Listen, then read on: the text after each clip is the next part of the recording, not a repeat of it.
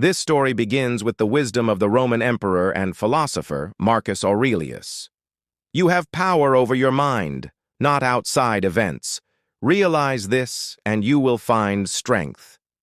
In a small, sun-drenched coastal village in Italy, a young potter named Leo would soon discover the profound truth held within those ancient words. He was about to learn that the greatest masterpiece he could ever create wasn't made of clay. Leo's hands, caked in dried earth, trembled slightly as he centered another lump of clay on the wheel.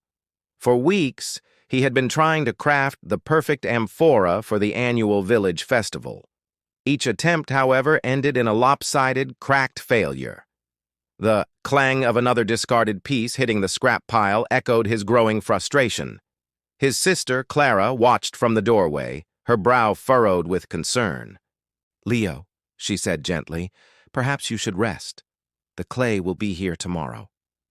But Leo just shook his head, his gaze fixed on the spinning wheel. That evening, the village buzzed with excitement. Colorful lanterns swayed in the gentle sea breeze, and the scent of lemon groves and freshly baked bread filled the air. Leo, however, sat alone on the pier, watching the waves crash against the rocks. He felt as though each wave was a mockery of his own failed efforts, a powerful force of nature he could never hope to tame. An old stray cat, whom the villagers called Marco, padded silently over and curled up beside him, its purr a low, steady rumble in the quiet evening. Leo stroked its soft fur, feeling a small, fleeting moment of peace. The next morning, Leo visited the workshop of old Signor Rossi, the village's master potter, whose hands had shaped countless beautiful creations for over 50 years. The air in the workshop was thick with the scent of damp earth and kiln smoke. Rossi was sitting by the window, mending a fishing net with slow, deliberate movements. "The clay fights you, eh?"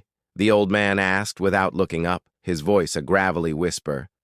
Leo nodded, feeling a familiar sting of shame. "It refuses to become what I see in my mind," he confessed. Signor Rossi set down his net and gestured towards a shelf lined with dozens of small, imperfect cups. Some were slightly crooked, others had hairline fractures, yet each one was painted with a simple, beautiful design. "I made these when I was your age," he said, a faint smile on his lips.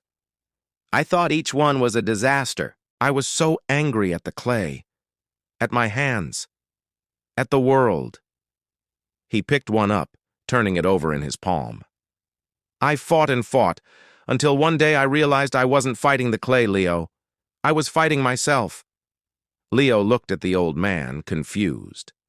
"But if I don't control the clay, how can I create anything?" he asked.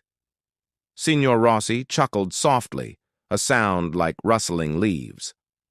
"Ah, but you are trying to control the wrong thing," he explained. "You cannot control the storm that makes the air too humid, or the crack that appears in the kiln's heat. You cannot control the outside events, but you can control your breath, your focus, your reaction.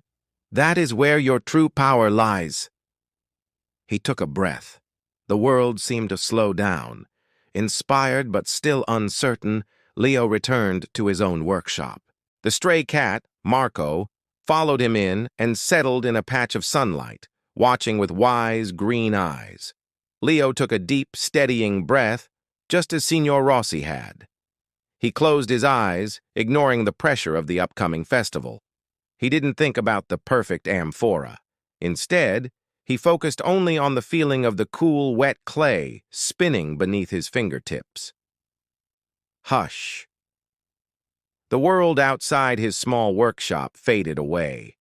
He began to work, his movements slow and mindful. When a small tremor in his hand created an unexpected ridge, he didn't curse. He took another breath and smoothed it into a new flowing line. When the shape started to lean slightly, he didn't discard it. Instead, he adjusted his pressure, guiding it into a more organic, asymmetrical form. He was no longer fighting the clay, he was dancing with it. The soft whir of the wheel was the only sound in the room, a steady rhythm for his newfound calm. Hours melted away. Clara peeked in, her eyes widening in surprise.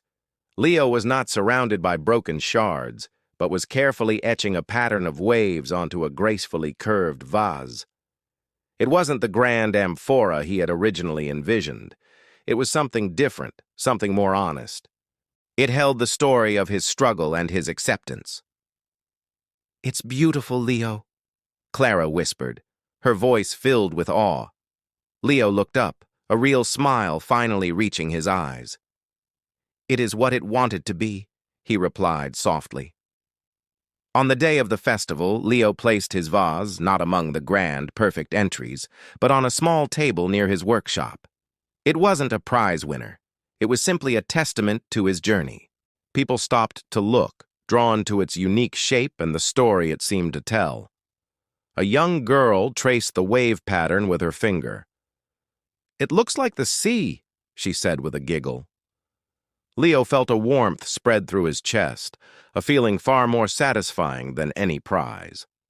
Later that day, he found Signor Rossi by the pier, watching the sunset paint the sky in hues of orange and purple. The old man nodded toward the setting sun. "You see," he said, "we cannot command the sun to stay, nor can we stop the tide from turning.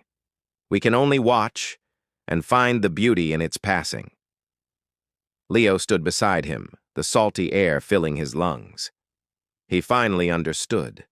The strength wasn't in forcing the world to bend to his will. It was in finding the peace within his own mind, regardless of the storms outside. He looked at his hands, no longer instruments of frustration, but partners in creation. The world hadn't changed, but he had. He had learned to let go of the things he could not control, and to master the one thing he could, himself. The low rumble of a purr started beside him as Marco, the stray cat, rubbed against his leg, a silent companion on his quiet journey. As the last sliver of sun dipped below the horizon, a profound sense of calm settled over Leo. He finally realized that the real prize was never a perfect pot, but the peaceful mind he had discovered while making it. Peace was never outside, but within. Thank you for listening to this story.